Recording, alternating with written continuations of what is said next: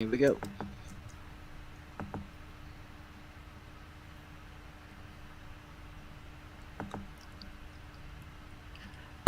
So, who will the Jaguars take in the first pick of the draft?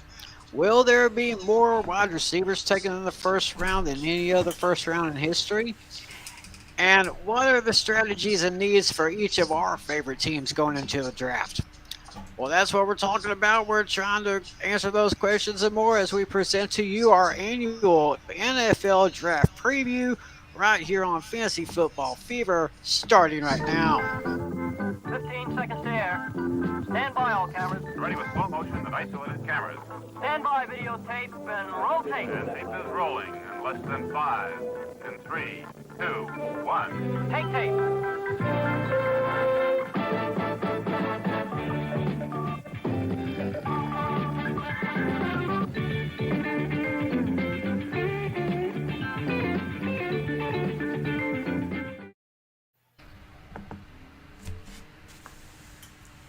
Welcome to another special edition of Fantasy Football Fever.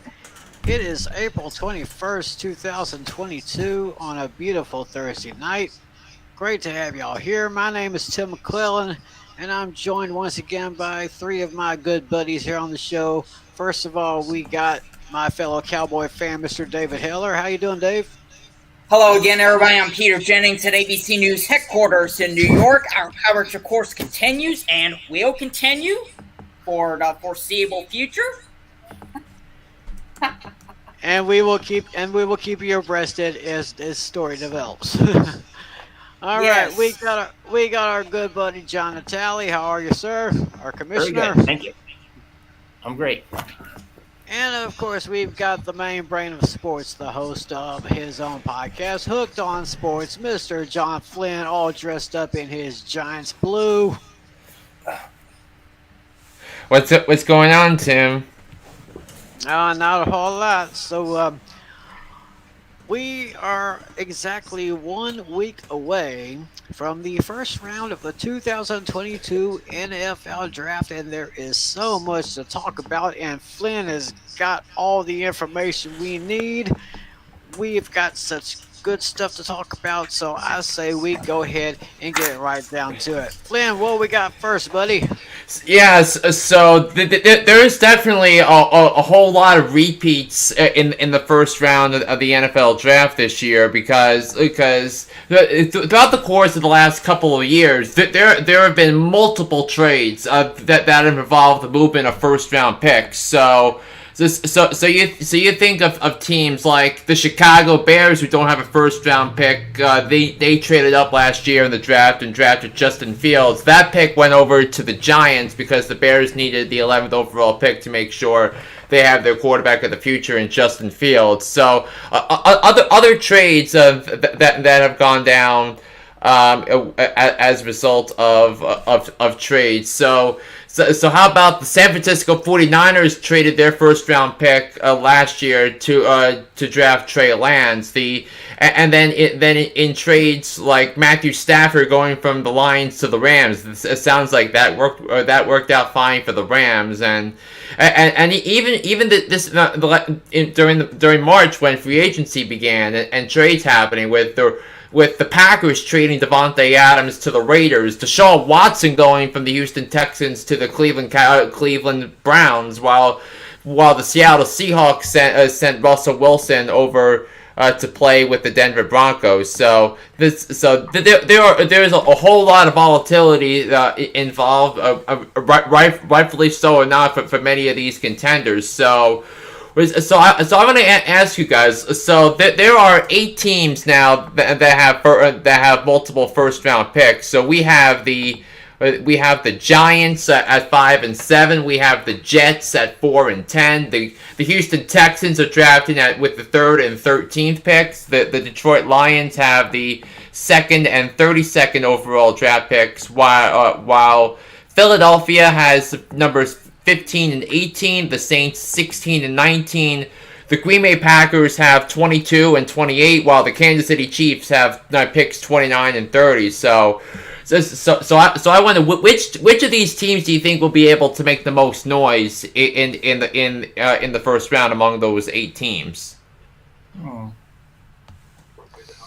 Something tells me probably the Jets, because they have a lot of work to do, and I think they're going to make a good first impression. I would have to look at the. Go on, Tim. I was thinking maybe a dark horse might be the Saints. The Saints can do a lot of different things. I mentioned on my Hooked on Sports podcast last week, the Saints can do a couple of different things. Number one, don't do any more trades and find replacements for Terron Armstead, the outstanding left tackle who left and joined the Miami Dolphins, and then Michael Thomas, who has really fallen down over the last couple of years. So the Saints can do that, or what the Saints can do is you package those 2 picks and trade up early in the first round to draft a quarterback. Because remember, the Panthers need a quarterback, the Atlanta Falcons need a quarterback. 2 division rivals and desperately need franchise quarterbacks. So you figure that those 2 teams, especially Carolina, given the job security of head coach Matt Rule entering his 3rd season coaching the Panthers. So you figure the Carolina is going to get their choice at quarterback, whether it's Malik Willis or Kenny Pickett, at the top, and so I think the Saints can do a lot of different things with what they have right now. Remember, the Saints acquired both of their first round picks as part of a trade with Philadelphia, in order to which gave Philadelphia an extra first round pick next year, along with some draft picks later on in this year. So I think the Saints, and I think Tim mentioned Tim is on the right track on this. If Mickey Loomis can find a way to do one of the 2 things I mentioned, I think it's a really strong draft for if you are a fan of the New Orleans Saints. Yeah, I'm going to say definitely the Carolina Panthers, and like Flynn said, they're definitely going to be looking at a franchise quarterback here, and so I feel like the Carolina Panthers, but really in general, I feel like somebody from the NFC South is probably going to make a lot of noise in this year's draft, and I feel like that. Somebody from the NFC South, either the Saints, the Falcons, or the Panthers, they're probably going to be my dark horse candidates as well, for those that will probably make the most noise. So I'm just going to say the NFC South, with those 3 teams as a whole, has a chance to make a lot of noise in this year's draft. Yeah, and I think the Falcons too, right? Because let's face it, the roster has been gutted. No Julio Jones, no more Matt Ryan, who's now traded to the Colts, and Calvin Ridley, of course, suspended for a full year because of illegal gambling. So you really, I would say there are no expectations, right, for this year's Atlanta Falcons, but if they can trade, if they can look at someone who can be a really strong option at number 8, particularly when you look at their some of their draft needs, and because when you think of the Falcons, what they probably need help everywhere. So I think this is a really significant step here for an important stuff for the Atlanta Falcons. So with all of that in mind, so I give the Falcons a lot of dues there. But I think because I know John Natale mentioned the Jets, Tim mentioned the Saints, but I think the Giants at 5 and 7 can't possibly lose this draft, because if the Giants don't make any more moves and they draft a right tackle, they draft a defensive lineman like Kayvon Thibodeau or an edge or a corner like Ahmed Sauce Gardner, the outstanding corner from Cincinnati. I think that's 2 studs guaranteed in the first 7 picks. Could So all happen. We finally have a competent GM.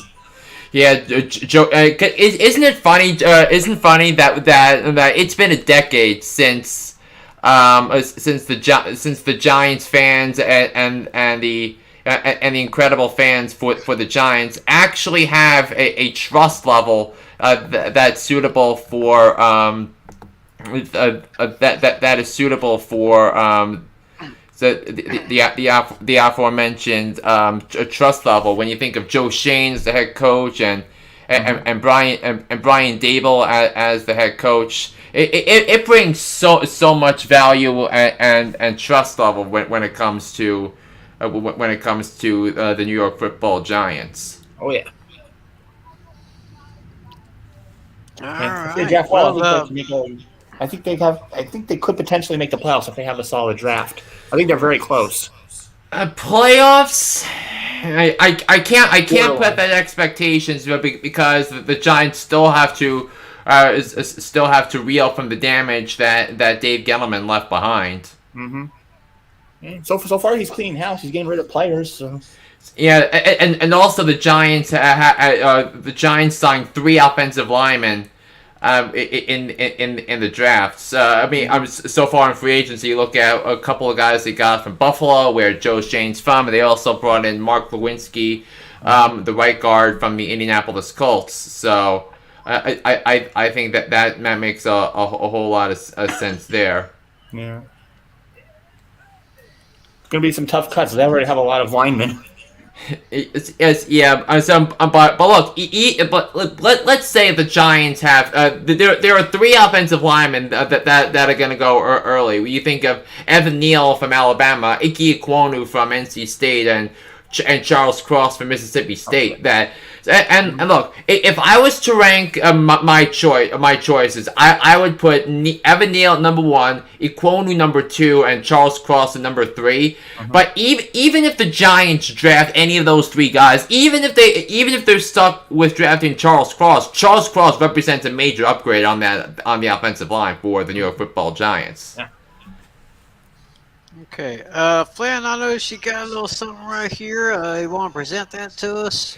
Because right now because I've been working on trying to get something up here because I put some graphics together, but we'll have to see if Irene is able to join in. So look at here, we got and I think another team that I think we all need to pay attention to. I mean, in terms of the picks, is the Green Bay Packers, because Aaron Rodgers has never received a first-round wide receiver in the NFL draft since he became the starting quarterback. So I wonder aloud, guys, if the Packers are going to trade up and draft a wide receiver, because it's clear the Packers need some help at the wide receiver position to keep to have the Packers remain a Super Bowl contender. Oh yeah. Yeah, I definitely agree. Yeah, I have to agree there, because the Packers are definitely going to be looking for another top wide receiver, especially after losing Devontae Adams to the Las Vegas Raiders. So, that might be another sleeper in this year's NFL draft for sure. So we got multiple first round picks, as Flynn mentioned: the Lions, the Texans, Jets, Giants, Eagles, Saints, Packers, and the Chiefs. Now we have I think he's got another list up here. Let's see if we can get to that one. I think these are the ones that have no picks at all, no first rounders. Correct. That's right. We have the defending champion, the LA Rams, the Cleveland Browns, Denver Broncos, Chicago Bears, Indianapolis Colts, San Francisco 49ers, Miami Dolphins, and Las Vegas Raiders. So, Let's see here. I was gonna see here. Out of these 8, I was just want to get your opinion. Which one got traded? Which one could make the biggest impact of those 8 teams here? What do you got, Flynn? So I think in the draft, I would have to venture and have to wonder what the Raiders are going to do here, because I think the reason why the Raiders have gotten quite aggressive in free agency here and in trades is because their previous draft picks have not hit, and the last 3 or 4 drafts have been quite poor. And I think that the best example of that was the 2020 NFL draft when they had 2 first-round picks. They drafted Henry Ruggs at number 12, and they drafted a Damon Arnett at number 19. Neither one is no longer on the roster here when you look at it from that perspective. So I consider that disappointing, but I think where the Raiders are right now are where the Houston Texans were in 2018 and 2019. That remember that the Texans had to trade for Laramie Tunsil and gave up 2 first-round picks for a left tackle because they had so many problems drafting offensive linemen. And I know that they reached for a draft pick in Titus Howard, the tackle from Alabama, with the 23rd overall pick in 2019. So I think that the Texans are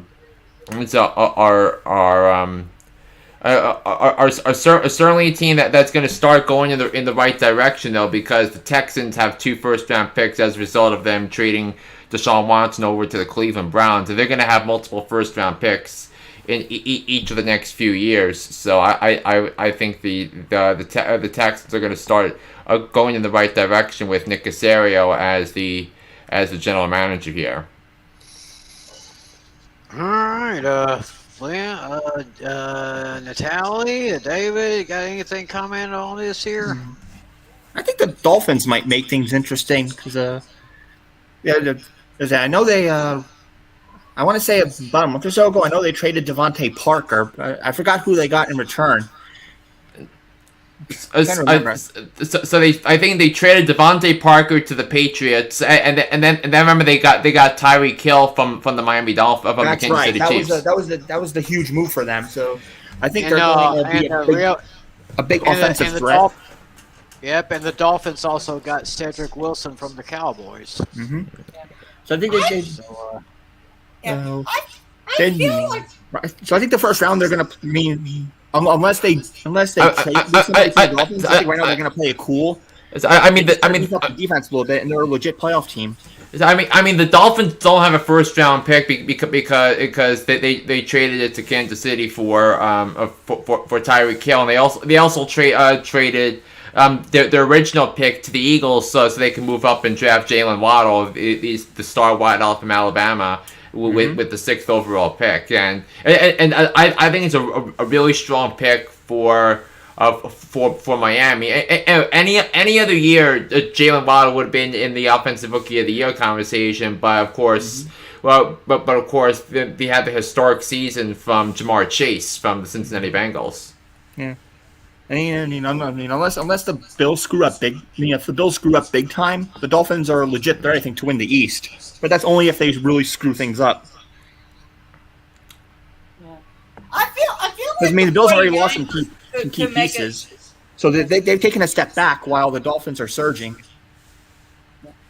I feel like the 49ers could make a splash here, especially considering which I think we will probably get to a little bit later in the show. But, of course, of what's going on with Deebo Samuel, they might get some pretty good draft picks, both in terms of this year's draft and maybe in the future as a result of a potential trade with Deebo Samuel, which we'll definitely get to, later on in the show. But I also feel like too that the Broncos might end up making a splash in terms of trading for a player as well, because remember they got Wilson, and I think the Broncos might want to start building its roster with, higher profile talent around Russ, and maybe perhaps start challenging the Chiefs, and maybe ultimately could lead to a Super Bowl run. So. Yeah, I actually don't think the Denver Broncos are far away from a Super Bowl. It's because they were able to keep a lot of the roster from last year together, and George Payton is a tremendous general manager, one of the brightest football minds out there, and the Broncos had a top 5 defense in the NFL last year, and they were a quarterback away from being a championship caliber team, and if I was to rank, I think the top 2 teams right now in the AFC are going into the draft. I would say number 1 the Buffalo Bills, number 2 the Denver Broncos. And especially with the Broncos being able to lure away Randy Gregory from the Cowboys to bolster that defense. I think that's a really big deal. So I think the Broncos are in a really good spot. They just needed a quarterback that wanted a change of scenery, and you think of the wide receivers they drafted. When you think of what they've been able to do with the offensive line, what they've been able to do. I mean, in terms of the secondary, they still have, I believe they still have Kyle Fuller, who they got from the Bears a couple of years back. So I think the Denver Broncos are in a great spot to win the division and make a deep run into the playoffs. Yeah. Yep. Oh, absolutely. So what we got next on the agenda, Flynn? So I don't know if you see, I put another slide available, so because I have a graphic of the current draft order. So I think we can pretty much see that 8 teams take up half of the picks. But we still have other teams that need to make picks. So like. I wonder what the Lions will do at 32, because I think the way the Lions approach their second first round pick, because that's the one they got from Matthew Stafford from the Rams. Will the Lions draft a quarterback with number 32? Because there is a lot of talk has been about Kenny Pickett and Malik Willis. And I would have to venture to guess that one of them is going to go to Carolina at number 6, and there's going to be a quarterback needy team, whether it's the Pittsburgh Steelers or the New Orleans Saints or someone else that could go and that could move up in the draft and take a quarterback, because it's for the future. So. But if you look at Carolina's quarterback situation, it's Sam Darnold. I mean, Ben McAdoo said in his press conference yesterday, a couple of days ago, that Sam Darnold is the starting quarterback for the Panthers, and then 90 seconds later, he took it back, and Ben McAdoo who had no idea what the hell he was doing. I mean, as the young coach of the New York Football Giants, and John Natale, I see shaking his head in disappointment about Ben McAdoo. So I don't know how the Panthers downgraded from Joe Brady to Ben McAdoo as the offensive coordinator. It's nice to know that Ben McAdoo changes his hairstyle every time, but I digress. So I have the graphic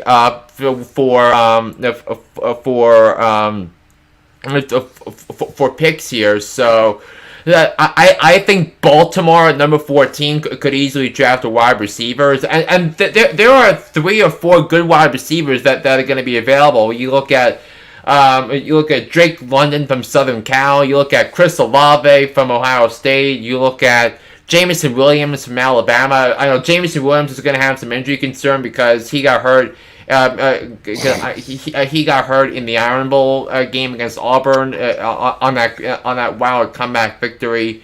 I mean, with the way that game transpired, with Bryce Young leading the team to victory, and then the crazy overtime sequence. So I think Baltimore is going to be in the hunt for a wide receiver, and I know Tim mentioned that. So I think in terms of wide receivers going, I think there's going to be 3, 4, maybe 5 if Kansas City wants to take a wide receiver. Although with the Chiefs, I think the Chiefs are going to be fine without Tyreek Hill because they have the best coach and the best quarterback in the division with Andy Reid and Patrick Mahomes, and Patrick Mahomes who has the it factor, and we knew Tyreek Hill was the real deal, but Patrick Mahomes was able to take Tyreek Hill to the next level. So I certainly think that he can do the same thing with Marquez Valdes-Scantling, and then possibly be a welcome sight for Juju Smith-Schuster, who might need some restraint from the old TikToks with Jackson Mahomes doing the old TikToks with and Juju Smith-Schuster doing the old TikToks, dancing on the Steelers logo in practice and during the game, but the Chiefs clearly need some help with that defense. They need an extra linebacker, but. So because the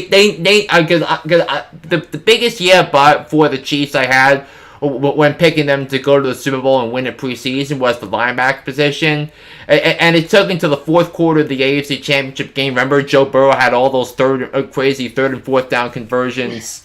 I mean, on that fourth quarter drive to keep the Chiefs defense on the field. The Chiefs need another linebacker, and the Chiefs also need somebody to replace Tyrann Mathieu in that secondary. Tyrann Mathieu was quite valuable to that Kansas City secondary. So the Chiefs are definitely going to need to take the best available linebacker and the best available defensive back. With all things being equal here with the 29th and 30th picks. So or the Chiefs can decide to move up in the draft and take a more high-profile wide receiver, but I don't think that's going to be that necessary with the genius of Andy Reid and the offense and the offensive harmony with him, Eric Bieniemy, and Patrick Mahomes. So I know because I know I spoke a lot about the Chiefs, which is Tim's secondary teams, but looking at the Chiefs, is there anything that I'm missing here with?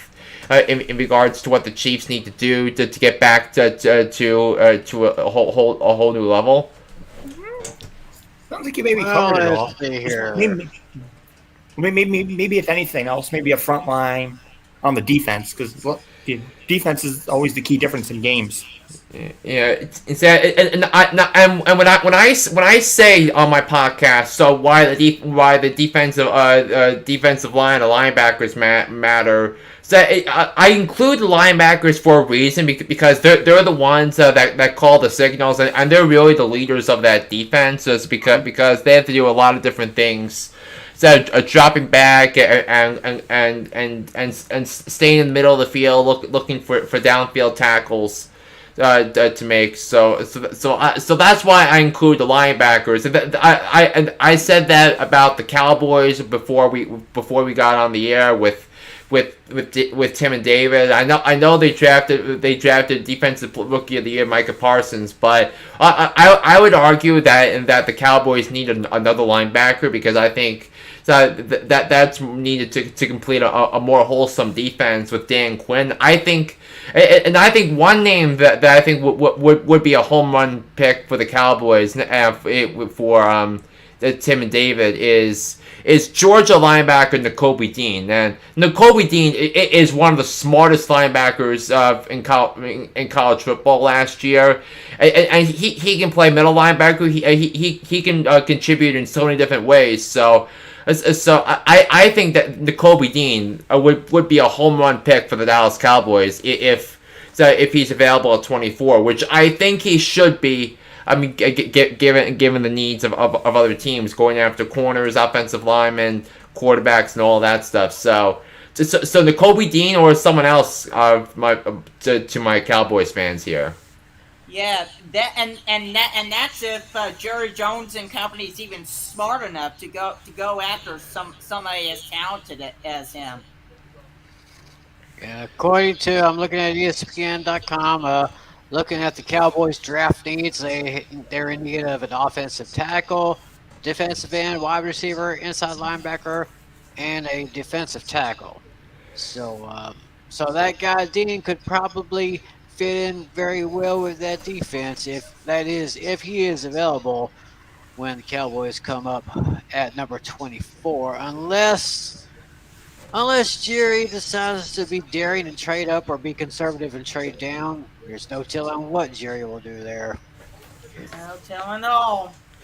So, I think looking at the end of the first round, I think the Chiefs and Cowboys would be great trade partners, because I think a lot of draft experts are giving Nakobe Dean early second round value, although I kind of disagree with that because linebackers in the NFL have to be versatile. Like, when you think of Devin Bush of the Steelers, when you think of T.J. Watt, who is a linebacker, and what he is able to do, and of course Bobby Wagner now with the Rams, or Fred Warner with the 49ers. All of those great linebackers contribute so well in a lot of different areas, and that's what I saw in the draft tape with Nakobe Dean. So I think if the Cowboys and Chiefs can make a trade, I think the Chiefs to draft the best available wide receiver, or the Cowboys to wait and draft Nakobe Dean. I think that would be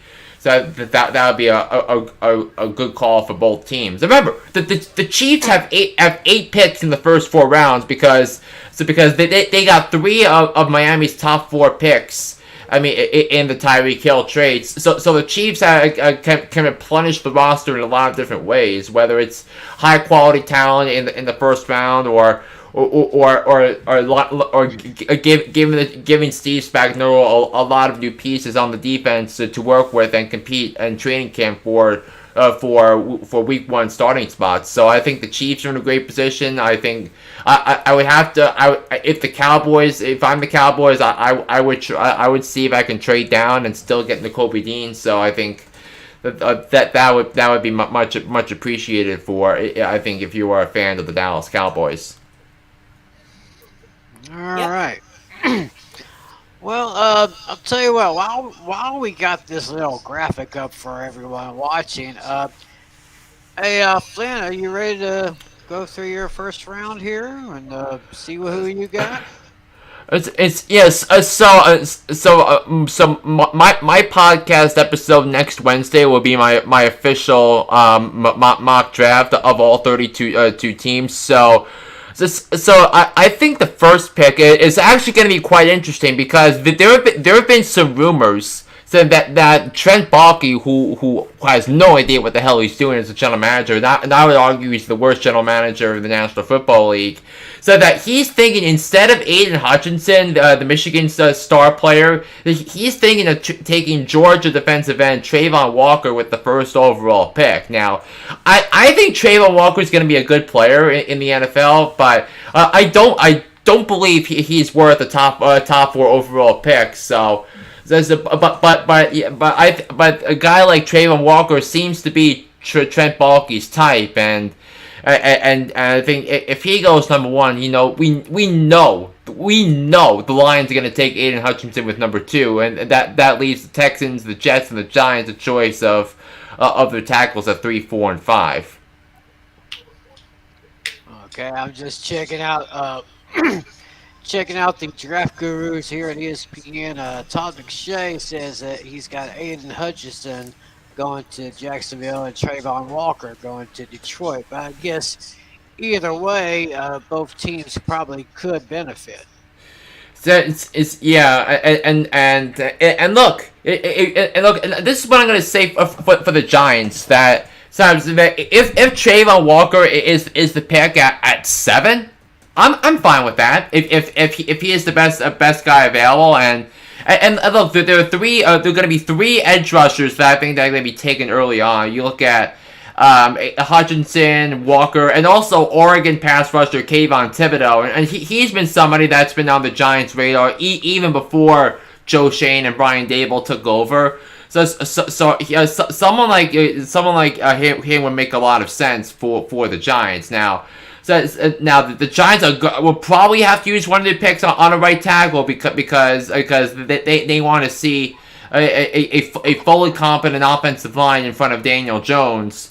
So or if the Giants trade down again like they did last year and pick up a first round pick next year to use that in a more quarterback friendly draft to pick Daniel Jones' replacement, that would also be a major win for Joe Shane and the New York Football Giants.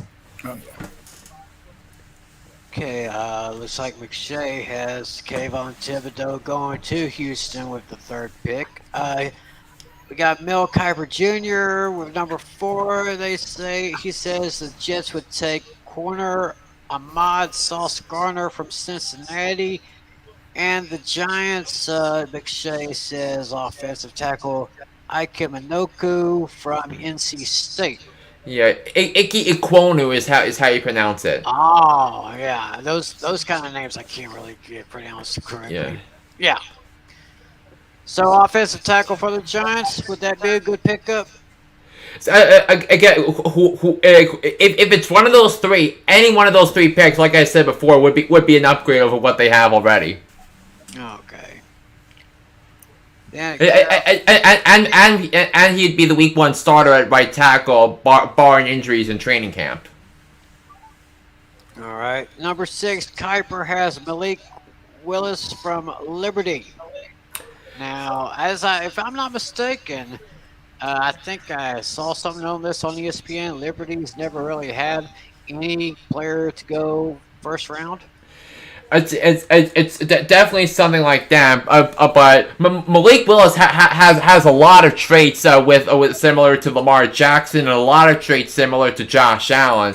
And of course Adam Shine, the host of Shine on Sports on SiriusXM, said he is really high on Malik Willis, and he thinks he's going to be a superstar in the NFL because his arm strength, his ability to make plays out of the pocket. So those are the types of things that made Josh Allen so good, and that's what Brian Dable picked up on when they were reviewing the tape from Josh Allen at Wyoming, and Dable and Sean McDermott were able to work on Josh Allen's accuracy, which is something that Allen never really had at college in Wyoming, but it is something that Malik Willis has already. So whoever he goes, he's probably going to be the week 1 starter. I mean, especially if it's a team like Carolina. All right. The Giants at 7, a trade from the Bears. Todd McShay says the Giants could take defensive end Jermaine Johnson from Florida State. Yeah, I think that would be a fine pick. I wouldn't have any issue with that because even if he wasn't my preferred pick, I think as I said before, the trust level with Joe Shane is definitely up there, and why the Giants actually have a real sense of hope here. So even if it's not my preferred pick, I have reason to trust. And at number 8, Mel Kiper Jr., I think you mentioned earlier that the Atlanta Falcons could get a wide receiver. Kiper's got Garrett Wilson from The Ohio State University. Yeah, wouldn't have an issue with that. I would prefer looking at offensive line. It's because that's the pillar of all championship. One of the pillars of all championship winning teams is offensive line. See Exhibit A, this last year's Super Bowl, where the Bengals really struggled with their offensive line. And of course, they've addressed it, and then some during the off season. Alrighty then. The Seattle Seahawks gets the trade from the Denver Broncos at number 9. McShay's got offensive tackle Evan Neal from Alabama. I would be shocked if Evan Neal goes down there. Because I think the Giants would benefit greatly from that. Well, who does what do they have at number 5 for the Giants? Go back. Number 5, Todd McShay is projecting Akeem. Aquonu.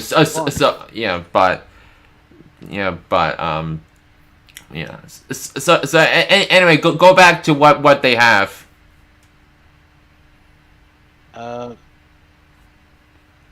Well, where number 5?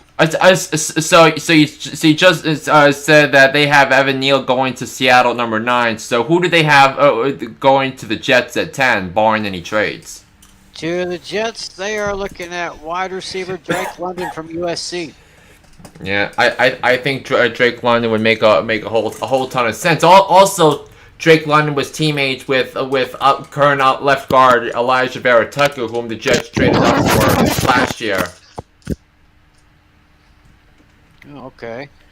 Then at number 11, Todd McShay has safety Kyle Hamilton from Notre Dame going to the Washington Commanders.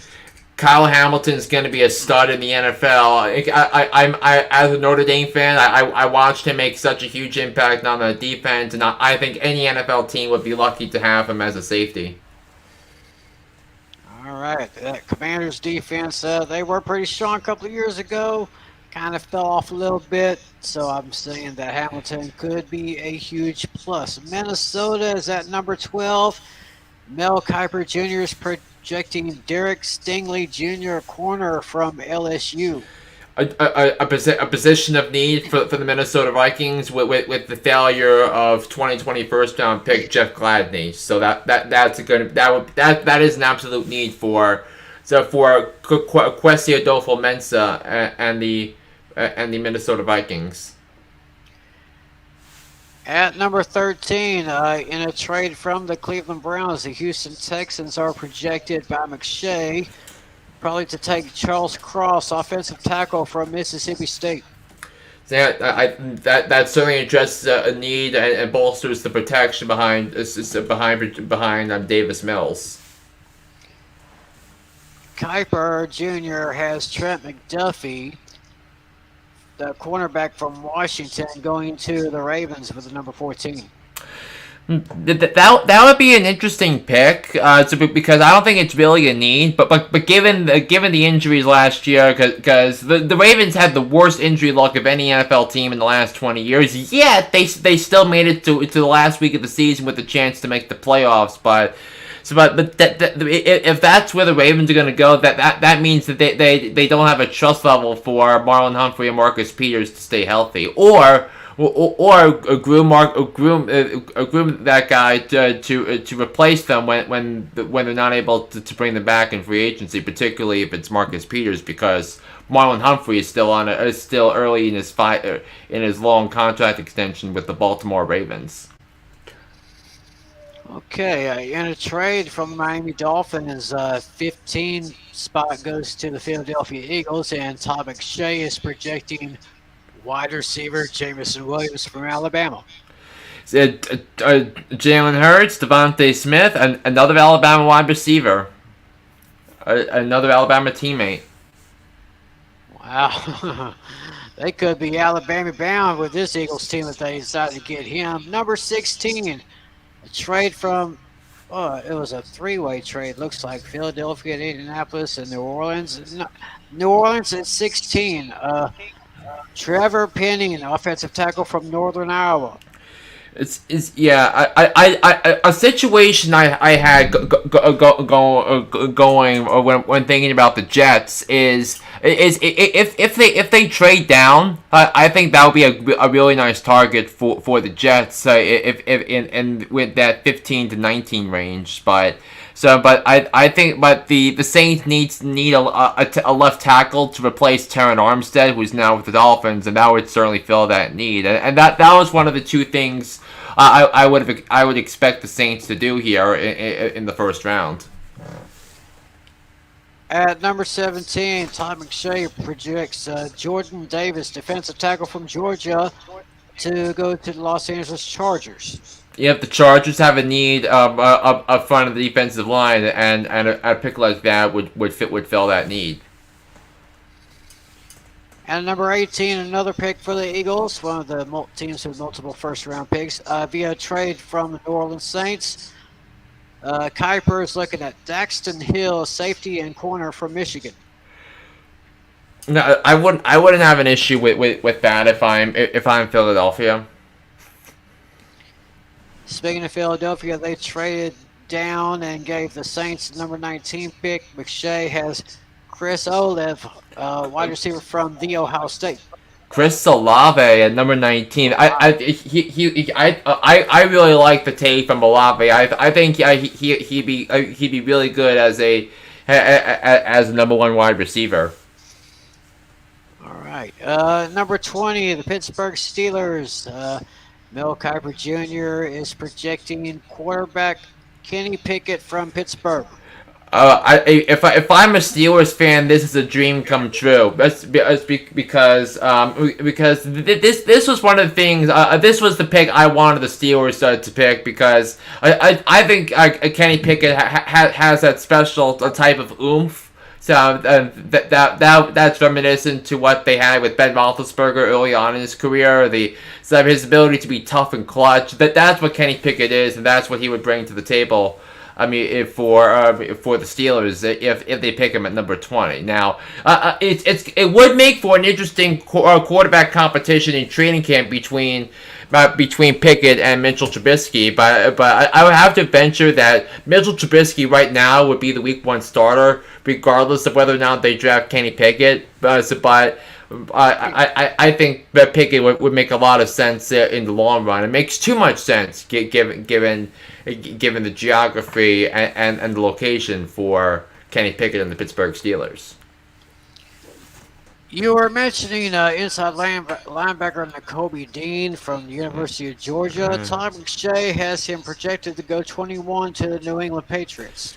Yeah, I think that there should be a lot of teams that don't overlook Nakobe Dean, and I mentioned particularly the Dallas Cowboys if he's available at 24, but but he's definitely a first round gets a first round grade from me, and I think that would be a great pick for the Patriots. Las Vegas trades down and gives the Packers number 22. Mel Kiper Jr. says it may be Christian Watson, wide receiver from North Dakota State. Yep. That's what I've been looking at. That I think Christian. I think he would represent the next tier of wide receivers because we've already looked at Drake London. We've who they have going to the Jets at 10, and Jameson Williams going to the Eagles at 15. So and Garrett Wilson, of course, but this will represent the next level of the secondary level of wide receivers in this draft. And at number 23, Todd McShay says that wide receiver Treylon Burks from Arkansas will go to Arizona. Yeah, that'd be a nice pick from there. At 24, my Cowboys. Mel Kiper Jr. has Arnold Ebiketie, Ebiketie. He is a defensive line / offensive or outside linebacker from Penn State, and I think I would not frown on that one bit. So who are you looking at? So 24. Because I think it's a player that's not currently on my radar right now. So I would have to believe them, but I want to see what David would think of this because of course with him being the Cowboys fan, so with a defensive linebacker hybrid at 24 for Dallas. What would you think of that? Well, that would probably not necessarily fit in with the needs. I would rather go with that linebacker from Georgia to sort of pair up with Micah Parsons, and maybe perhaps form up a what could be the most formidable linebacker core, definitely in the NFC East. But the issue in this particular draft though is Nakobe Dean is not available. So that this mock has him going to New England at 21, 3 picks earlier. So best available linebacker, possibly. Yeah. We'll just have to see what happens. I mean, mock drafts are just that. Yeah. Last year was pretty easy because we knew that there were going to be 5 quarterbacks that were going in the first round, and all 5 went in the first 15, and we all pretty much had an idea that it was coming. Yeah. Yeah, Cowboys do have a need for a defensive end, and actually inside linebacker and defensive tackle, as well as offensive tackle and wide receiver. Coming up at 20. The Cowboys. I think the Cowboys now thinking about it because they lost Lyle Collins. And I think they lost somebody else as well. And that offensive line is going to need some work at some point. Oh, definitely. I used to worry that the defensive line wasn't that good. Now it seems like the defensive line is improved, but as you said, the offensive line needs a lot of work now. 25 Buffalo Bills, and Tom McShay has got Andrew Booth Jr., corner from Clemson. I think that'd be good. That would be good to represent depth because I really don't think that the Bills really need that much. I think this is more of depth, more than anything. Mm-hmm. Okay. Number 26, the Tennessee Titans. Mel Kiper Jr. has guard/center Zion Johnson from Boston College. All right. And at 27, Irene's Tampa Bay Buccaneers. Let's say, well, actually, her. I know Tampa needs a guard to be someone to replace to replace Alex Capo, who went to Cincinnati. Yeah. According to McShay, the Bucs could get Devontae Wyatt, defensive tackle from Georgia.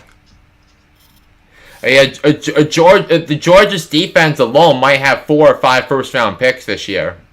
So that's how historically good that defense was, and everybody saw it in the national title game where they only allowed 18 points to that fantastic Alabama Alabama front. At number 28, the Green Bay Packers. Mel Kiper Jr. says they're projected maybe to take George Karlaftis, defensive end from Purdue. Purdue. Instead, that would be for the teams early on in the first round that need defensive line help. That this would be a good trade back pick if a team needs to trade up and draft a quarterback. So if Pittsburgh or New Orleans needs to trade up, that would be a good option for the team for that partner. And of course, as was mentioned earlier, Kansas City Chiefs have 29th and 30th picks in the first round. Their 29th pick comes from a trade with Miami and San Francisco. And with this particular pick, Todd McShay is projecting Jahan Dotson, wide receiver from Penn State. Yeah, I think he certainly would work well for Patrick Mahomes. Giving the wide receiver room a little bit more depth behind Scantling and Schuster. Okay. And then with their next pick, the 30th, the Chiefs may go, according to Mel Kiper Jr., they could go offensive line or outside linebacker with David Ojabo from Michigan. All right. And at 31, the Cincinnati Bengals, Todd McShay is projecting Devin Lloyd, inside linebacker from Utah. Oh, I like that pick. Because I know I mentioned the Kobe Dean. I think he'd be I don't think he's probably number 2 on the linebacker boards for me behind the Kobe Dean, but I do think Devin Lloyd is going to be a solid linebacker in the NFL. And wrapping up the first round of the draft in a trade with the Los Angeles Rams, Detroit has number 32. Yeah. And Mel Kiper Jr. is projecting Desmond Ridder, quarterback. That be and important for the Lions to get him at 32 because all the first round picks are guaranteed that 50-year option. You don't get that with the other rounds. Right. So I think Desmond Ridder at 32 would be a great pick for the Lions, a team that needs a quarterback, and we know Jared Goff isn't the answer for Dan Campbell and the Lions. No, I mean it's just amazing that I don't know if it's poor management or poor coaching in Detroit because Matthew Stafford couldn't get done there. And Jared Goff was getting it in Los Angeles. Then those two teams traded their quarterbacks. Stafford won a Super Bowl, and Goff just I don't know. So maybe I should just maybe it's just the poor management because Detroit has just been Everybody says the Cowboys are bad. You need to take a look at Detroit. I mean, think of the Lions. That they've only won one playoff game in the last since their last championship in 1957, and that was the 38-6 romp over the Cowboys in '91. Oh yeah, that was a. Oh yeah, and of course they had one of the greatest running backs there ever was, Barry Sanders. I mean, my God! I mean, watching Barry Sanders on those films, oh my gosh, how could he break away from all those defenders like he did? Yeah, and that's what the Giants thought Saquon Barkley was going to be, but you know Saquon Barkley can't stay healthy and hasn't panned out since he won the Offensive Rookie of the Year award in 2018. Yeah, well, that's our projections for the first round of the draft, which, of course, as I said, is 1 week from tonight. They will be covered on ESPN, definitely on NFL Network. It's also going to be simulcast on ABC, so it's going to be a major network. Yeah, it's going to be a major network thing. So, and of course, as Flynn said, he will give his mock draft on one of his 2 shows for next week on Hooked on Sports. And of course, we have 3 very good links to Hooked on Sports down below in the description area. So be sure to click on those links to listen to a show and catch his shows next week. See what he says for the first round of the draft. Wow. Well, this will definitely be a interesting draft indeed. Yeah, and look, I have no idea who's going to go number 1. I have no idea how the first 10, 11, 12 picks are going to go. So it's definitely there's going to be a lot of surprises. I would have to venture, but. But the foundations of championship winning teams are built begin with the draft, and for the teams that have new general managers, we'll look at Ryan Poles of the Bears, Joe Shane of the Giants, who I've mentioned time after time again, Kwesi Adolfo-Mensa, who's going to be, who I think could be a revolutionary general manager, being the first general manager ever to come from an all analytics background. I know. I think those are the only three teams that needed new general managers this offseason. But look, there are some general managers that are gonna be squarely on the hot seat this year. You look at Joe Douglas of the Jets, who's gonna be on the hot seat as one that. I think that's the most notable name because I thought Joe Douglas was gonna be a good pickup, him coming from a well-run front office like Philadelphia's, but the results haven't panned out, and he's probably gonna get fired if the Jets don't improve this season.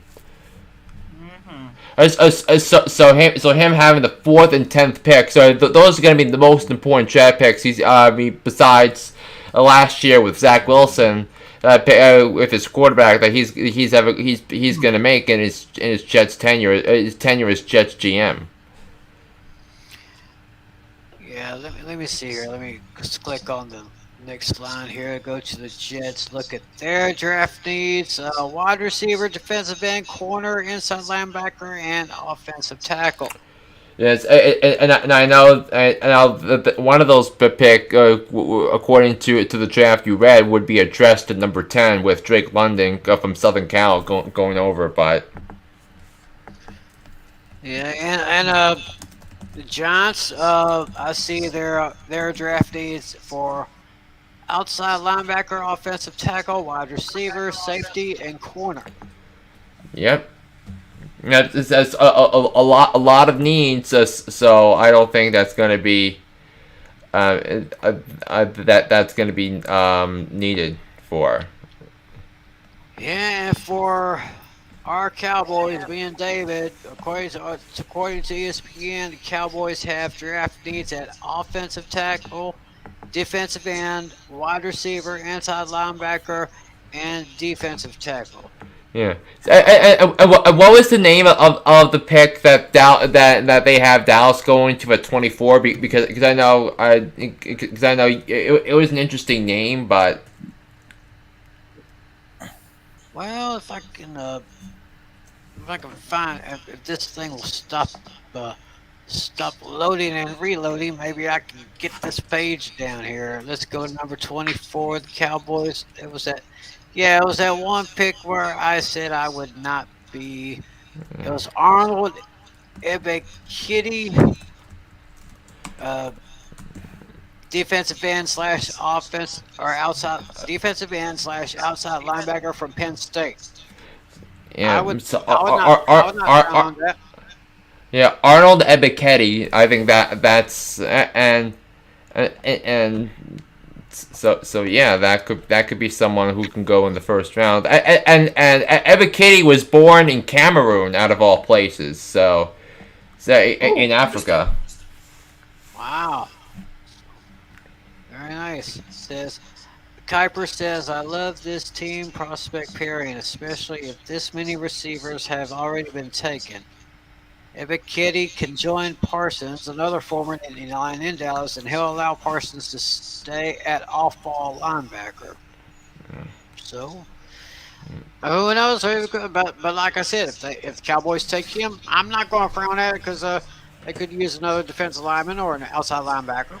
So yeah, and I think Devin Lloyd is a name that's been out there that I know they have him going late in the first round, either Kansas City or Cincinnati. So that could be another name that the Cowboys might venture to go on, especially if Nakobe Dean is not available for them at 24. Right. Yeah, I'll keep my eye on the Kobe Dean, but if Ebiketie is there when Dean is taken, I'd take him. I'd take him. Well, do we have anything to go over, or have we pretty much covered everything? I want to go back. I want to go back to our chat because I think everything I wanted to a cover. Like it's like I had the Jaguars, I had the Giants, the Chiefs, the Saints. Yeah, so we covered everything that I wanted to cover. We have someone with a question here. He says, who is the number 3 receiver for the Cowboys? Well, now that Amari Cooper and both Cedric Wilson are gone, I guess that would right now put CeeDee Lamb going Yep. into his third year at number 1. We have Noah Brown,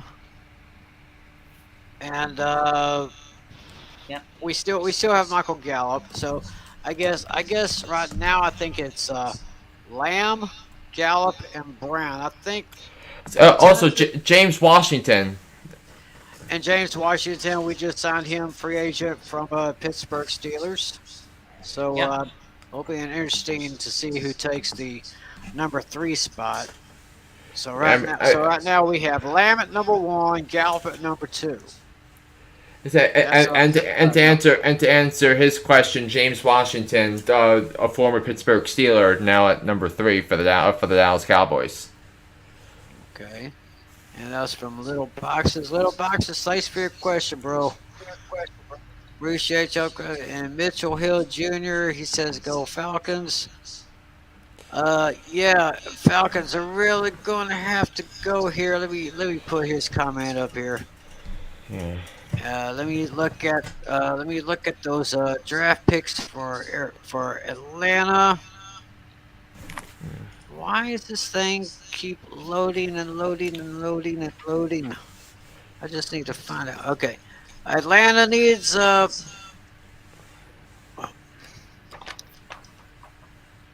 right, quarterback, which is obvious. Wide receiver, pretty obvious. Defensive end, offensive tackle, and running back. Yeah. So, yeah, that's what Atlanta needs right there. And Little Boxes also said Washington is decent. Well, I mean, decent. it's all about the quarterback, though. It's all about the quarterback play. Because if you think of Washington in theory, that the roster is pretty solid now. I think Carson Wentz is an upgrade over what they had last year with Taylor Heineke and Kyle Allen, but it's not that much of an upgrade. I was talking about Washington. I thought he was talking about the Commanders. Yeah, But the James Commanders. Washington, yeah, he says he's decent. Washington, I think, is a decent wideout that the Cowboys got from Pittsburgh. So, actually, well, again, thanks again for your comments. Thanks for watching, and I guess that's pretty much it. What say we reconvene same time next week for our recap? Because that's gonna be when the draft is going on. So I'm definitely gonna be watching it live. Right. So it's gonna be, let's do it. Yeah, next week is the draft. So Maybe 2 weeks from plan tonight. our next show. Yes, let's plan our next show 2 weeks from tonight. We'll recap. Yeah, recap the whole draft, thing, all the and rounds. Yeah. Yeah, we'll get all the rounds. We'll see who's the big winners, the big losers. And who was also Mr. Irrelevant. Yeah, the 49ers have that pick this year. Oh, the final pick, the irrelevant. Mm-hmm. Colin Kaepernick. No, don't do that. But yeah, two weeks from tonight, we'll return here, and then I gotta find out the exact date when the NFL schedule comes out, because I want to do kind of like what we did last year, have like a 4-week series. Okay. Yes. I remember correctly. Okay, so the NFL announced today that the schedule is going to come out on Thursday, May 12th. So that is a Thursday. Thursday, May 12th. So we might be on back-to-back weeks. I mean, in 2 weeks to talk about the draft, and then look at the schedule for, which comes out May 12th. Yeah, we could do that little thing we had last year, taking a look at each of the teams, going down their schedules, and see what could happen. You know, Yeah. Yeah. I enjoyed that last year. It's yeah, and I could make graphics similar to this, and hopefully we can get Irene on this way. I don't have to put one graphic up at a time, which I with the thing that I can limit it to as a guest and not as a StreamYard account holder. Right. Well, we got a lot to look forward to. So hope y'all will join us 2 weeks from tonight. Our recap of the draft, winners and losers. So until then, I want to thank my buddy David Heller. Thank you, buddy. Yep. For news 24 hours a day, go to CBSNews.com. AOL keyword CBS News. Couldn't have said that better myself. John Natale, our commissioner, thanks for joining us, buddy. Absolutely. And of course, our man John Flynn. Be sure to listen to Hooked on Sports. Flynn, thank you, buddy. Yeah, thank you for doing this again, Tim. Yes, like I said, we'll get together in 2 weeks to recap the NFL draft. So for David Heller, John Natale, John Flynn, and on behalf of Irene Namer, who could not be here tonight, our technical director, but hopefully she'll be with us 2 weeks from tonight. My name's Tim McClellan. Thanks for watching, everybody. Take care. God bless you. And as always, be a good sport. See ya. 15 seconds to air. Stand by, all cameras. Ready with slow motion and isolated cameras. Stand by, videotape, and roll tape. And tape is rolling in less than 5, in 3, 2, 1. Take tape.